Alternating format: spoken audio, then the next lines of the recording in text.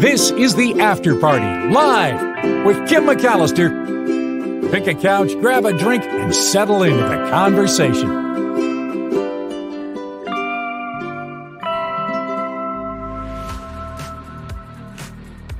Welcome to the After Party Live on a Travel Tuesday. Thank you for your patience as the show begins. Wes coming in hot with a $5 super sticker.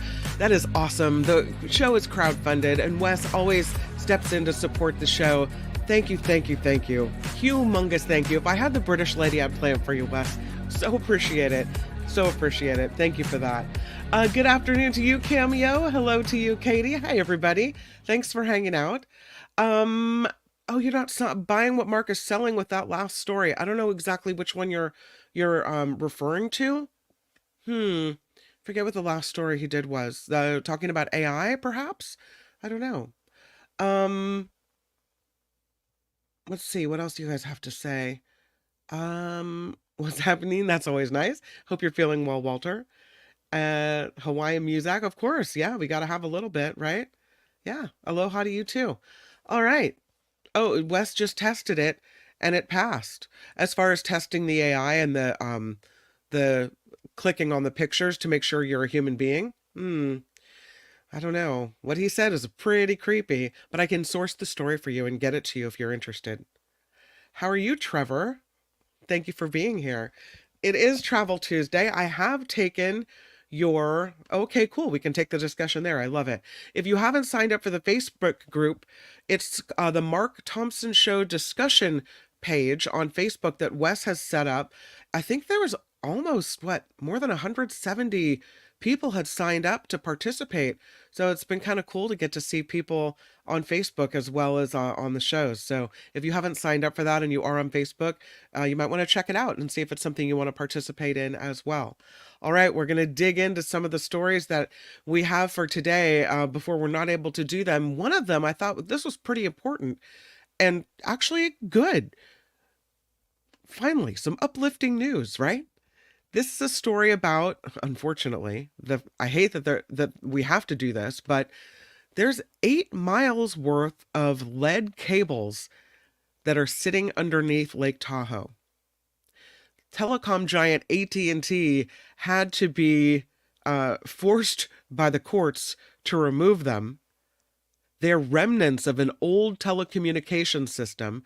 These lead cables have been forgotten for decades. 8 miles of them, lead-clad cables. And again, they're still there right now as we speak. Environmental watchdogs say they've got to go. These lead cables have to get out of Lake Tahoe. So they had this long legal battle, and finally AT&T has agreed they will pull out these lead cables from this beautiful lake as soon as this fall. They are going to take them out as part of this court settlement reached September 18th. They've been fighting over this for years. It was AT&T versus the California Sport Fishing Protection Alliance. And the alliance is calling it a monumental win for the environment. The communities who drink Lake Tahoe water, the people with lake-dependent livelihoods, and the millions of people who visit Lake Tahoe every year. One of these cables runs across the mouth of Emerald Bay. Another one is along the west shore running toward Rubicon Bay. And we don't use them anymore. And so here they are, these leaden cables just sitting there. You know what's interesting about this is they've just been forgotten about, just kind of left there to rot and languish in the water. And in 2012, a pair of scuba divers rediscovered them. 9 years later, that was in 2012, 9 years later, the California Sport Fishing Protection Alliance filed the lawsuit. That was in 2021. And so they've been fighting, and now here we go. These cables, 2 of them, or the lead in these 2 cables, add up to more than 107,000 pounds. So they're going to take both cables out of the water to avoid more litigation. They're not going to admit to any wrongdoing in all of this. And so they've got to get them out. They have to get them out. They stopped the effort to get them out after the Wall Street Journal published an investigation about abandoned lead cables across the country as part of the Bell system. So this might be the first stop in AT&T's lead tour. Do the right thing. Do the right thing. It doesn't belong in the water. We have enough pollution around. We don't need that as well. So it makes perfect sense to me. I don't usually go political on this show, but I saw this on Facebook last night and it amused me, so I'm bringing it your way. All right. This is the only political story today, and it's kind of lighthearted in nature, I would say, and it involves political signs. There's this lady who lives in upstate New York, and last election cycle, she put a Biden yard sign out and it was stolen. So this year, she decided to do something that couldn't be ripped off. So she painted her barn. It's an old barn that's falling down and it's going to come down anyway. So she thought, you know what? I'm going to paint the barn. Try to steal that. It says, vote blue, don't let the bad guy win. Vote for calm, not chaos. And it's got a series of American flag kind of stripes and stars, a rainbow and a heart. Here's how it looks at night.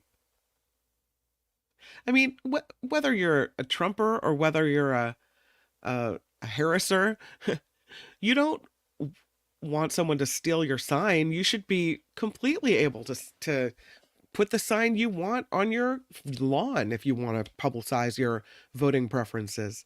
Here's what she writes. Her name is Rose. She said, I live in a heavy Republican county in rural upstate New York. But in 2020, I put out dump Trump and Biden-Harris signs anyway. The lawn signs, she writes, were stolen. This old barn located near the road away from my house became my lawn sign instead. This year, I decided to use my barn as my canvas again. It'll have to be demolished soon, so I really wanted to exhibit a strong message one last time. She said, with all the concerns and grievances against him and another Trump presidency, it's been a struggle to narrow down my heartfelt message. But finally, she said, at 4 a.m. on her birthday, she thought, Trump is just plain bad. She said, I know it's a subjective term, but we do have receipts, and the good guys really need a win this year. So this is her lawn sign with a slight nod to Taylor's Instagram post with a calm, not chaos. I just thought it was amusing that she took up the whole barn to do that. Love it. Okay, that's the only political story of the day, all right? I promise. Usually we don't go political at all. How about we go right to animals now? We're going to lift up the party. This bear has wandered into a middle school cafeteria.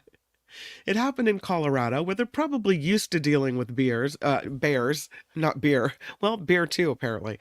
The authorities there say the school season is off to an unusual start because on Monday morning, this bear found its way into the cafeteria. They went to the Pitkin County Sheriff's Office, alongside the Aspen Police and the Colorado Parks and Wildlife personnel, to the Aspen School District Middle School. Teachers and students had to leave. The building was evacuated while responders worked to clear this bear from the school. It was relocated. It was a bear cub. And all students went back to their regular Monday morning activities by 9:30 a.m. Just a little hungry, looking for some food. You know how it is in Colorado. They got a return at this library, and you could say it wasn't necessarily the return they were hoping for. This is in Royal Oak Public Library in Michigan. Someone returned a DVD case and they saw bugs. The people at the library saw bugs crawl out of it. This is in suburban Detroit. They shut down the whole library after this DVD case that was in a return bin was found to be filled with bugs. The Royal Oak Public Library said the library had to close down Saturday, Sunday, and Monday after multiple insects were found inside of a DVD case dropped into a book return bin. The DVD was returned sometime after they closed on Friday and before they opened on Saturday. So they say nothing prior to that would have been affected. The book drops were immediately locked. All items that were in those book drops were bagged up and isolated. They've been given the all clear by a pest control company. The bugs inside the DVD case, cockroaches. The library said, "We have monthly pest inspections. You shouldn't have any worries about coming to the library." Who puts a bunch of cockroaches in a DVD case? First of all, who even checks out a DVD from the library? Or if it was just someone trying to be malicious, that's awful. Come on now. I have an update about Cinnamon. Remember Cinnamon? The capybara who escaped from this zoo area, this animal park in the UK, and was having a gay old time out at the local brook, drinking, munching on grass, was living the high life. This capybara who escaped from the Who Zoo and Dinosaur World in Telford, England, has been safely returned to her home. She was on her own for several days. Cinnamon was successfully captured on Friday after being spotted in a pond within the zoo's woodland conservation area. She'd been on her own for about a week, though. She's been reunited with her twin brother, Churro. So Cinnamon and Churro are now back together. They're going to be kept away from the public for a few days to allow the former fugitive Cinnamon to settle back into her routine. So, good news there. There is a story out of Oakland, and I wanted to tell you about it, even though I didn't want to show you the picture, because I know a lot of people are really sensitive when it comes to seeing animals struggle. But this happened in Oakland, where this deer somehow got wedged between these two buildings, a house and a garage, and the buildings are 10 inches apart.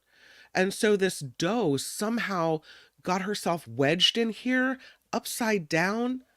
Oakland firefighters were called, and they went to this narrow space between this house and this garage that took them an hour to turn the deer around, get her feet back on the ground, and then using a rope, pull her out of this very small crevice area. Again, it took Engine 6 crews. They had to call for assistance from Rescue Team 1 and come up with this big plan for the rescue. Being a firefighter is so interesting. I mean, it's not always running into burning buildings, right? So they managed to get this deer out, but yeah, it took them from start to finish about an hour to save this animal. When they finally got her out of the crevice from the area between the two buildings, and they held her down so they could untie the rope from her feet, and then they all backed away really quickly, and up she went and ran off. She was just fine. So thanks to Oakland firefighters for that. Wanted to make sure you got some kudos for it. Let's talk about manta rays and sharks and jumping. These sharks and rays leap out of the water. And the question is, why do they do it? They leap fully or partly out of the water. It could be for feeding. It could be for mating, attracting the opposite sex. Could be a way of communication. Well, there's a new study done on this. And what they found was that the removal of external parasites was the most frequently proposed explanation. Another was they're trying to escape predators, or they're chasing their prey, or there were predators concentrating on stunning their prey. Then it was males chasing females during courtship. All of these things. So they did this study of sharks and manta rays, and they measured the highest percentage of breaches, measured by the number of studies that described these types of breaches that occurred in manta rays and devil rays, followed by basking sharks, and then eagle rays and cownose rays, although they say other species also perform this behavior. They say sharks that have been observed breaching, including fast-swimming predatory species, such as black tips and blue sharks. White sharks have been seen breaching while capturing seals as well. Basking sharks, these enormous, slow-swimming sharks that feed by filtering tiny plankton from seawater also breach, along with a lot of rays. So, what are the most common reasons suggested for all of this? This study done by the University of California at Davis took into account all of these other studies that were done on the reasons for this type of behavior. And they say the most common explanation is that it helps dislodge parasites attached to their bodies. That's probably the best explanation that they have. Though they think some other species breach to communicate. White sharks propelling themselves out of the water near the Farallon Islands off San Francisco may do so in order to deter other sharks from feeding upon the carcass of a seal. There have been some researchers that have seen manta rays and devil rays jumping together around very thick schools of plankton, possibly to concentrate or stun them so they can more easily scoop them up. These two types of rays working together. The scientists say all of these things are possibilities. Everybody had proposed different explanations for why animals do it. So they reviewed at UC Davis scientific studies and video footage to see what species had been observed to breach under what conditions and the functions that other researchers had proposed for them doing so. And they gathered this all together, and they say the research proposes further studies that could provide more information about breaching in different species. They'd like to look at aquariums for more insight as to why these animals breach. But kind of interesting.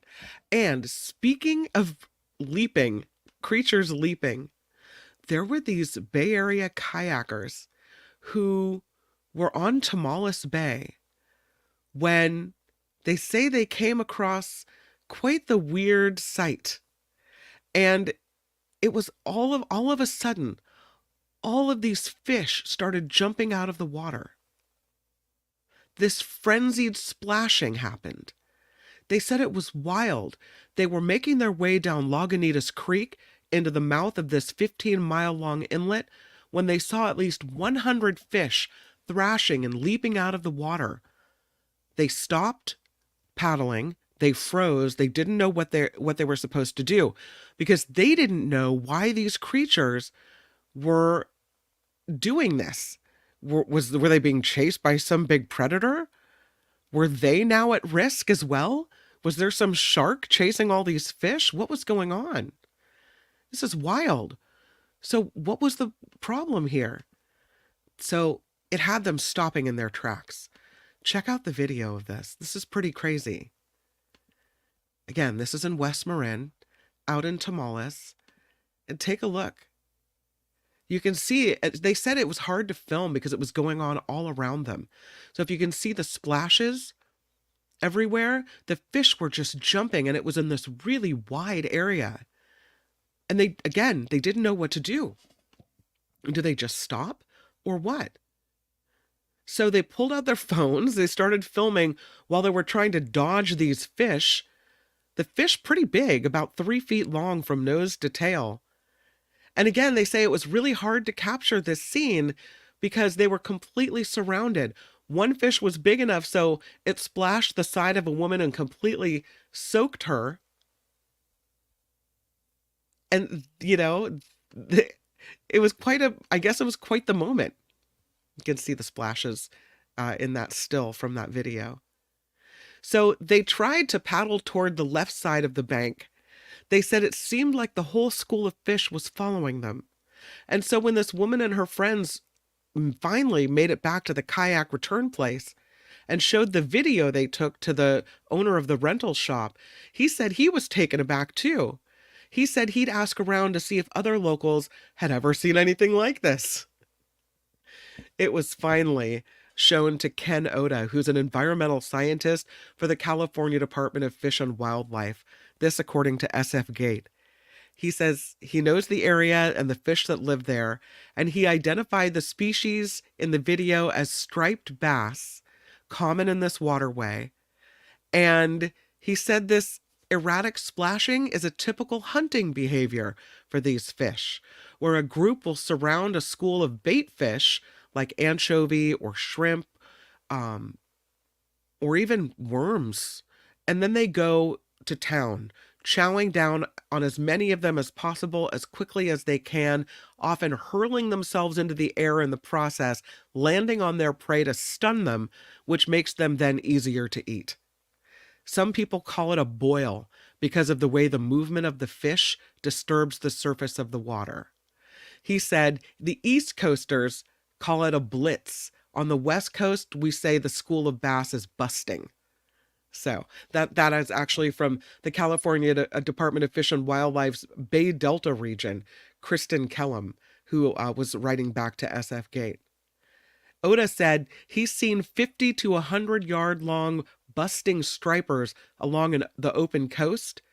They say in some cases that this is also accompanied by a strong smell of anchovies or sardines wafting in the breeze right before the fish start leaping out of the water like this. So, pretty interesting kayaking trip. Crazy. Yeah, I could imagine being pretty scared if you have no idea what's happening in this area. Pretty wild. This story about NFL players and the head injuries that they're susceptible to. There was a study done by Harvard that says 1/3 of former NFL players believe that they have brain damage. Yeah. They looked at 2,000 former National Football League players, and of the 2,000 surveyed by this Harvard study, just about a third of them believe they have chronic traumatic encephalopathy, which is a degenerative brain disorder linked to repeated blows to the head. The study was published Monday in JAMA Neurology. And it does draw some attention to the injuries that are dealt if you have a livelihood in the NFL. The only way to definitively diagnose CTE, chronic traumatic encephalopathy, is via autopsy. So officially, they don't know until after an NFL player dies. But the 34% who responded in this way, researchers said these former players found a strong connection between their perception that they had CTE and their mental well-being. 34%. 1/4 of the players who believed they had CTE reported experiencing thoughts and behaviors related to hurting themselves. Only 5% of NFL players didn't think they had CTE. So, that's a huge health risk to take for the rest of your life. Regardless of the amount of money you make, the blows to your body, what you're trading, and then a lifetime full of worry about it. The study's lead author says until we have a way to diagnose CTE and treat it, going after conditions that cause cognitive problems that add to their CTE anxieties represents the best way to give these players hope and some more good years. They think they may be able to reduce the burden of the symptoms and improve the health and outlook of former players. They say the players who thought they had CTE often reported having cognitive symptoms, low testosterone, depression, pain, and other treatable conditions that can affect thinking, learning, and understanding. Because low testosterone impacts the brain and could be contributing to their depression and in some cases absent-mindedness as well. So, the study used both electronic and paper surveys to ask players about this. The people they asked played professionally between 1960 and 2020. So they looked at football-related exposures, demographics, position, the length of one's career in football, current health problems like anxiety, ADD or ADHD, diabetes, headaches, high cholesterol, pain, sleep apnea, etc. They say the study from Harvard is one of the largest so far, trying to address CTE symptoms in former American-style football players. So, Hopefully they give people some relief, because that's pretty horrible. And we know it doesn't just affect football players, but they are at the top of the list. Can we talk about these new biofabrics? This is a happier story. There is a kind of a design week that happens in Helsinki where people come up with these new ideas for a cooler planet. That actually, the name of the event is called Designs for a Cooler Planet. It's an exhibition that happened at Finland's Aalto University, and it's all about demonstrating innovative. God, I lost the ability to speak there. Applications of cellulose. It's an annual student exhibition, and it kicks off Helsinki Design Week every year. It's about looking at sustainability in the design industry. And some of the designs are pretty interesting. One you're looking at right now is called Shimmering Wood, and it's by Structural Color Studio. They collaborated with another designer to create Shimmering Wood. These are iridescent solid wooden sequins made shiny by nanocellulose, presented on a black garment. And it's important because most of the time sequins are made of plastic. These sequins don't contain any toxic pigments, plastic-based materials, or metallic foils. Those are components typically used to create garments with shiny or glittering effects. They said when they created the project, they wanted to balance bright colors and also renewable materials. So some designers say they don't feel comfortable using sequins or bright, shiny things when they're created in the traditional way. So there's a huge need in the fashion industry for more sustainable colorants, which is what they would like to do. This next one is called Bubbles with Benefits. It's kind of a cool looking fabric up close. I like it. The Bubbles with Benefits is a plant-based alternative to traditional plastic bubble wrap.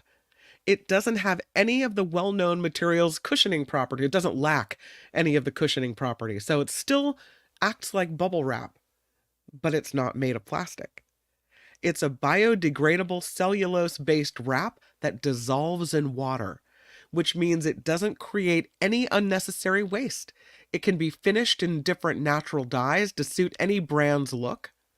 Without changes to the current practices, the global amount of plastic waste is forecasted to triple to more than 1,040 million tons by 2060, according to the designers. So this cellulose-based wrap just dissolves in water. They could do that. Imagine how much better it would be for the world. Packing things, clothes, everything. Sorry, cough break. Next one is also really interesting looking. I saw this picture and I don't know why I thought condom immediately, but that's not what this is. This fabric it's called Textile.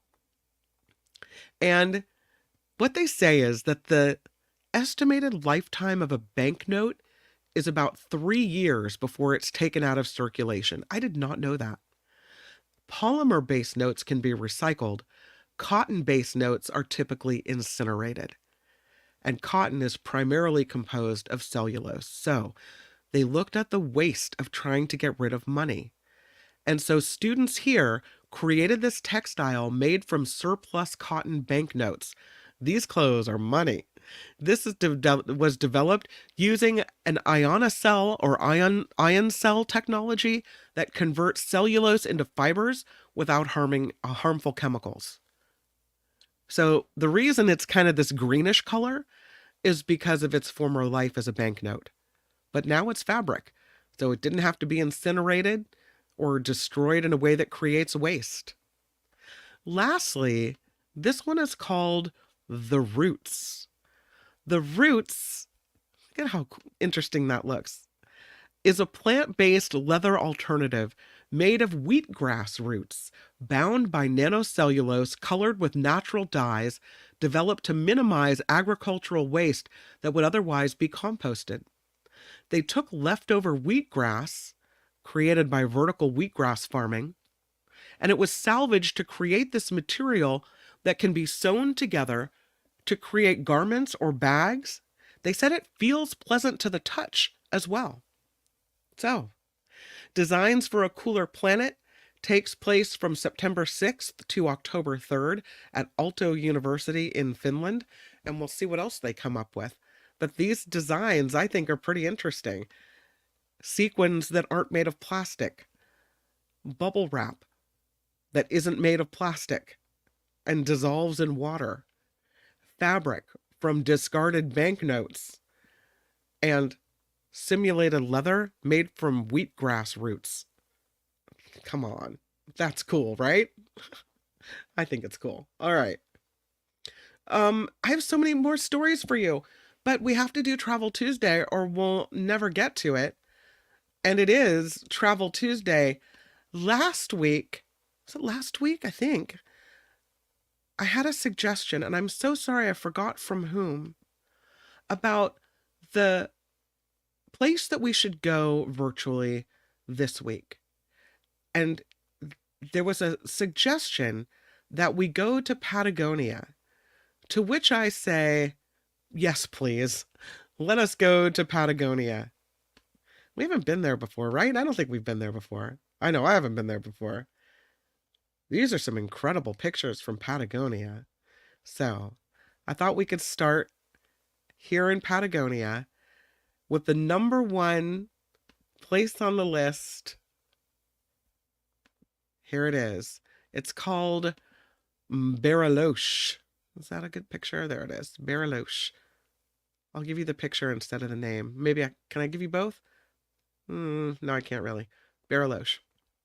This is a beautiful place. Beautiful places in the world. These are the 10 best places to visit. And then I found another website which also has some good places to visit. And I liked some of theirs too, so we might add a couple of more. This is Bariloche. It is also often called the Switzerland of Argentina. They have Swiss-inspired architecture here as well, and a mountainside location. Bariloche is often called the gateway to Patagonia. They have wooden chalets, sloping roofs, cobbled streets, chocolatiers, a welcoming atmosphere.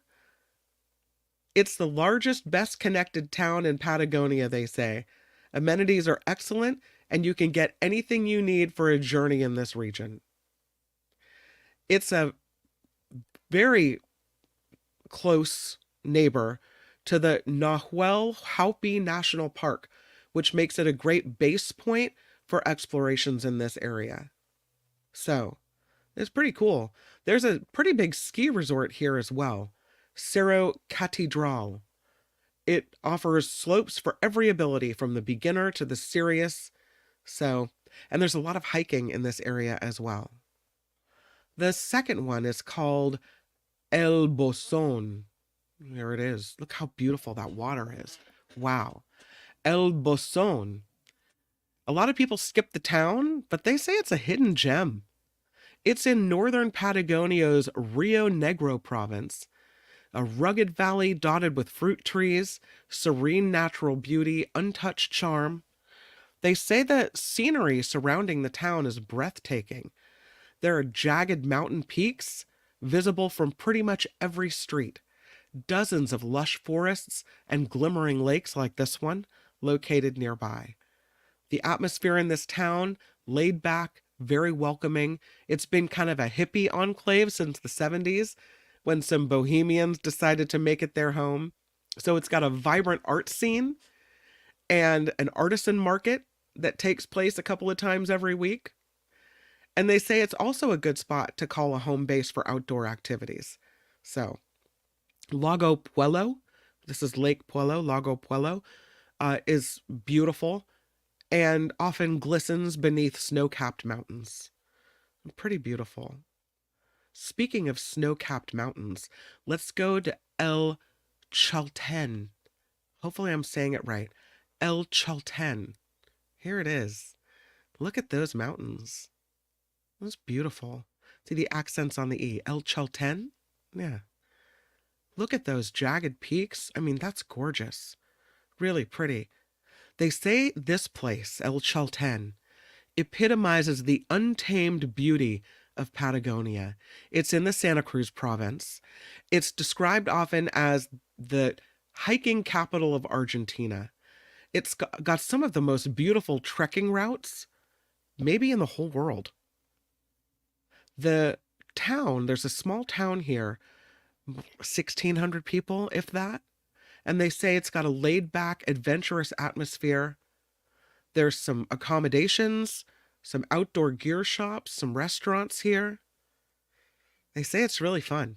One of the best hikes at El Chalten is the Laguna de los Tres Trail, 15-mile route from the town to the foot of Mount Fitzroy, which is the same mountain that is on the logo of the Patagonia clothing brand. This trail, they say, winds through lush forests and crosses over sparkling streams, ending at the Laguna de los Tres, which is a scenic lake where you can admire the snowy peaks of Mount Fitzroy reflected in the turquoise waters. Wow, if that doesn't sound beautiful, I don't know what does. Wow, sounds incredible. Speaking of beautiful waters underneath snow-capped mountains, let's go to Taurus Delpan National Park. Again, I don't know if I'm saying it right. I would say Taurus Delpan, but it's Taurus, I think it's Taurus Delpan National Park. Look at the water and the snow-capped mountains right above. It's pretty incredible. This is in Chile. This destination, they say, awes even the most jaded travelers. It's considered by many to be Patagonia's crown jewel. The UNESCO Biosphere Reserve spans 1,800 square kilometers. They say it's a genuine natural wonder. Exceptionally unique. Everything from soaring granite peaks to glaciers that tumble into turquoise lakes. It's something they say you shouldn't miss. The hiking ranks pretty high on the list of the best things to do in the region. Many travelers visit specifically to hike the famous W and O circuits. There are multi-day treks where you can wander through these valleys, past tumbling waterfalls, through pristine wilderness. Beautiful. Granite columns rising majestically overhead. You can camp out here as well for people that really want to get into the wild. Or there are luxury accommodations there as well. Is that your jam? That's my jam. They say if you have the budget for it, the Awasi Patagonia is an outrageously beautiful place to stay. After a long day of hiking, you can return to one of their beautiful cabins, enjoy a glass of wine, soak in the hot tub amongst the pure wilderness. So, again, that is Taurus Delpan National Park.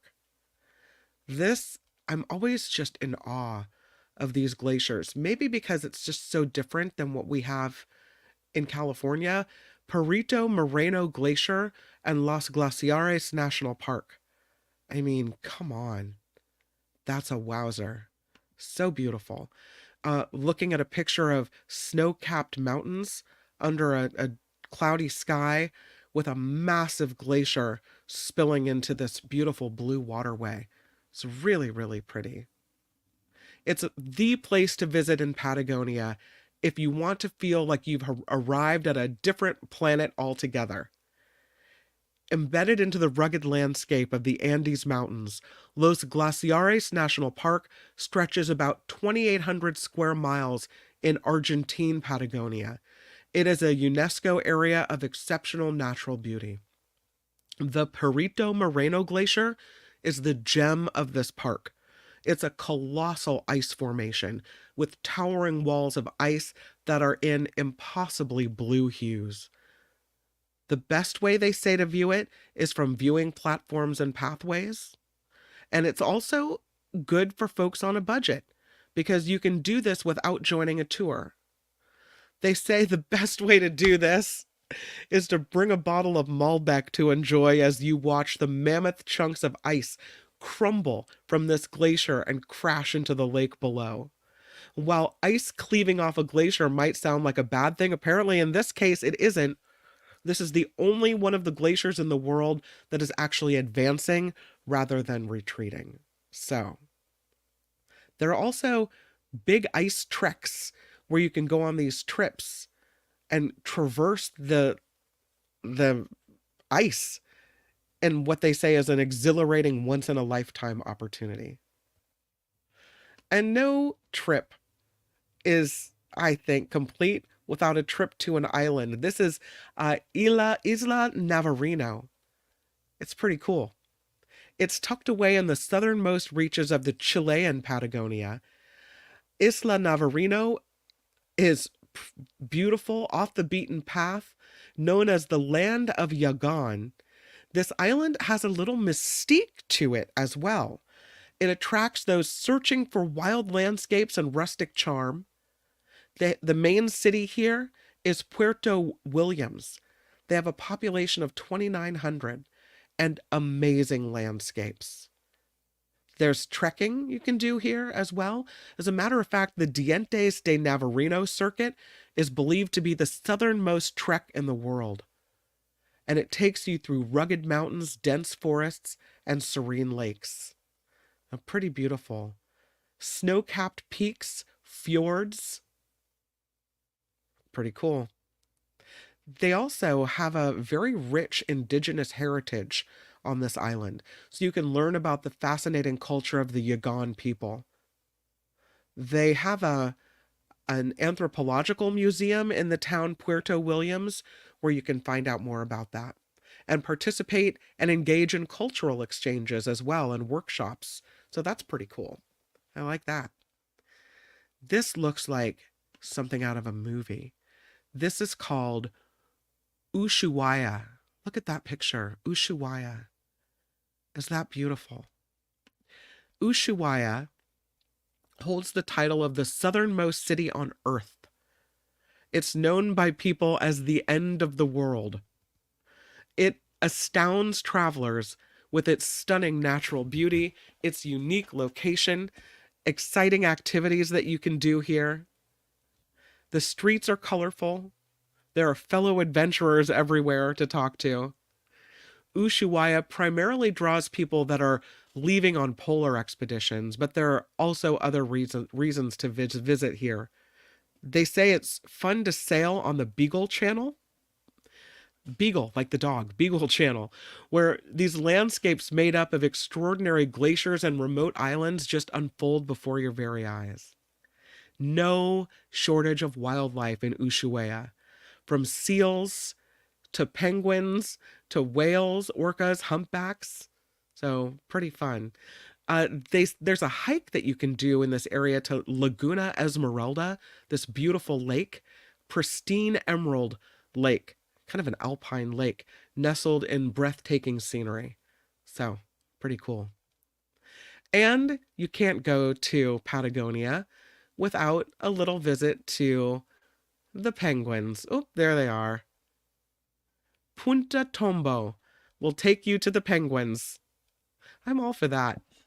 This is on the shores of Argentina's Atlantic coast. Punta Tombo is a wildlife sanctuary. So if you're a wildlife enthusiast, you love nature, you're probably going to want to go here. This is home to one of the largest Magellanic penguin colonies in the world. The only other place on Earth with such a large colony is Antarctica. So it's pretty unique. Punta Tombo is gives people a unique opportunity to witness the behavior and the habitat of these penguins from up close, September through April. It's a bustling breeding ground. Thousands of these creatures arrive to nest and raise their chicks. You can stroll along designated walkways that you have to stay on, but you get to enjoy the sight and the sounds of penguins waddling, nesting, and feeding their young. Penguins are here, not all of what is here. There are other animals, South American terns, cormorants, sea lions, orcas in the surrounding waters as well. Probably looking to munch on one of these guys. Check out this beautiful lake. It's called Futalufu. It's so pretty. Whoever said we should go to Patagonia, you are right on the money. Deep in the heart of Chilean Patagonia, Futalufu is a bit of a hidden gem. It's in the Los Lagos region. It's brimming with deep forests, powerful rivers, soaring mountains. This is renowned worldwide for whitewater rafting experiences. The raging Futalufu River's clear water and powerful rapids attract adrenaline junkies from around the globe. It's such a pretty blue color, surrounded by green mountains and then in the distance snow-capped mountains if you're listening rather than watching. Super beautiful. While the rafting in Futalufu is one of the town's main draws, there's other activities here as well: hiking, swimming, mountain biking. They have a gaucho legacy in this town, so it's a good spot for horseback riding as well. They say because this area is so remote that camping is a magical experience. You can spend the night under a blanket of stars with nothing but the sound of whistling wind and chatty cicadas interrupting your thoughts. Pretty cool. So that is Futalufu. How about we go to Puerto Rio Tranquillo? Puerto Rio Tranquillo. Check out this rock formation. It's like an island on a rock stilt rising from the water, if you're listening. Just really, really cool looking. This is an area along the shores of General Carrera Lake in Chilean Patagonia. Puerto Rio Tranquillo is a tranquil, as the name suggests, town known for its nearby marble caves. This is in the Aysén region, and it's a great spot for an off-the-beaten-path adventure. The main attraction is the marble caves, just outside of town, on the General Carrera Lake. Beautiful rock formations around the lake's edge have been sculpted by the water's currents over thousands of years, resulting in a system of caves over the water with a labyrinth of smooth, swirling patterns that take on shades of blue and white. And they say seeing these things in real life is an unmissable opportunity. It's best done from the water by kayak if you can. So, it's really cool. The kayaking excursions on the lake will take you past all of these really cool rock formations. So this is, they say, a hidden gem in Chilean Patagonia that promises an unforgettable experience. That's pretty cool. So those are the 10 from that particular site, Go Ask a Local, which I'm finding has the coolest places to go see. We went there last week as well. But I did find this other website that I wanted to share because it had some really cool pictures, and some of them are kind of overlapping, and I know we're kind of over time here, but some of them are overlapping some of the places we just went, but some of the pictures I didn't want to not show you. Since we're in Patagonia, we might as well take a look, including pictures of the marble caves. So this is from southamerica.travel regarding things to do in Patagonia. And they have some beautiful pictures. One of the things they do is say you can go on a whale watching trip in Puerto Madryn. And so that wasn't on the other list. But there's the picture of the marble caves. Is that not beautiful? This is what we were just talking about. So they say that this is all after you sail the area of Chile's largest glacial lake to get to these types of structures, that your boat can move straight into the mouth of the grotto of the marble cave, and then it opens up to this ceiling of fantastic blue, green, and turquoise yellow ceilings and rock walls. So we might have to go to the marble caves in our next Monday cave adventure, but I thought that was a picture not to be missed. How beautiful is that? Riding horses, we kind of touched on that, but there are a lot of places to ride horses in Patagonia, and they say it's a really fun experience there as well. So a lot of things to see and do in Patagonia, and thank you for traveling there with me on this fine Travel Tuesday. I'm going back to the chat to see what you have to say. That formation looks huge, you say. Oh, you're looking at prices. You guys are really going there already, are you? Yeah. Ren says better get there before it collapses.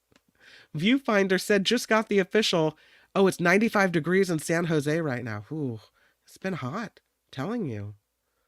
Phineas says that looks like a great location for a Bond film. Totally does. Yeah. Well, maybe the cool cave will cool you down on this hot day. It looks like something out of Avatar. That's beautiful. Yeah, that rock formation in the lake did look like a mushroom, Mama. That's true. Or something from a fantastical movie. Right? That with the glaciers, I mean, look at all the things you could see there. Beautiful. Ricky says, the end of the road is where I stop. The end of the world doesn't sound quite enticing enough. All right. Well, thank you guys for being here. It has been quite the day, and I so appreciate you. Thank you to Teacher Lori, who yesterday, after talking about the different days of the week, and I said she's the official producer of the show, she came up with a little system, and I actually pasted it into the show description. So check out what she has written about, from the Hide in Your Cave Monday to the Travel Tuesday. She wants to do Wild Wednesday, so we'll see how that works out. To Travel Thursday, to Fabulous Friday. She's got it all going down. I'm telling you, she's the shadow producer of the show. I'm telling you. Huge thank you to Wes for coming in with a $5 super sticker. Thank you to everyone who contributes to this show on PayPal and here on YouTube via the super chats and super stickers. You'll always find the PayPal address in the bottom of the show description and under the About tab as well for the After Party Live. All right. Go out there. Oh, look it. And Miss Organic coming in with the $10 super sticker. Love it. Thank you so much, Wes and Miss Organic. I called you Wes and Miss Organic. Thank you guys so much for contributing to the show. So appreciate that. All right. Go out and make it a great rest of your Tuesday. I'll see you back on the Mark Thompson Show on Wednesday. We'll have John Rothman in. Going to be a great show. And then we'll try to do a Wild Wednesday. We'll see what that means. I'll come up with a new theme. But have a great day. Make it a really good one. Bye, everyone. The After Party Live would like to thank the following contributors and viewers like you.